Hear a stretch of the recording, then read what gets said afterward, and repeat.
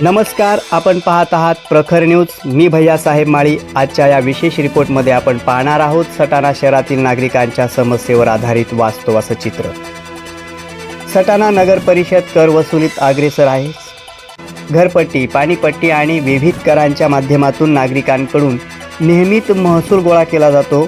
मात्र ज्या मूलभूत सुविधांसाठी हा कर आकारला जातो त्या सुविधा देण्यात प्रशासन मात्र अपयशी ठरत असल्याचा आरोप नागरिकांकडून केला जातोय. पावसाळ्यापूर्वी नालेसफाई, पाणी निचाऱ्याची व्यवस्था आणि रस्त्याची दुरुस्ती यासारखी महत्त्वाची कामे वेळेत न झाल्याचा फटका आता नागरिकांना बसू लागलाय. पहिल्याच पावसाने सटाणा नगर परिषदेच्या नियोजनाचा फज्जा उडाल्याचं चित्र शहरभर बघायला मिळतंय. शहरातील अनेक भागात पावसाचं पाणी मोठ्या प्रमाणात साचलंय.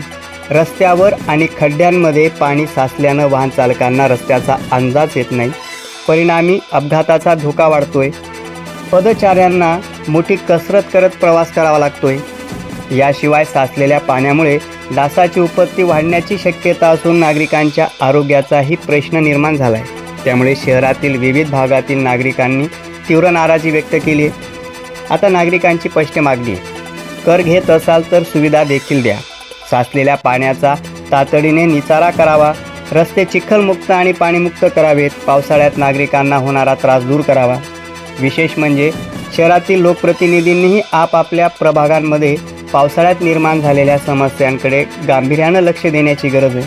नागरिकांच्या अडचणी समजून घेत नगर परिषद प्रशासनाकडून त्या तातडीनं सोडून घेण्यासाठी पुढाकार घ्यावा आणि नागरिकांना दिलासा द्यावा अशी अपेक्षा नागरिकांकडून व्यक्त केली जात आहे.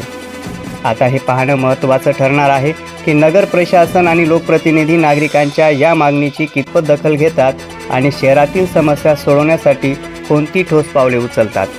प्रखर न्यूजसाठी भैयासाहेब माळी, सटाणा.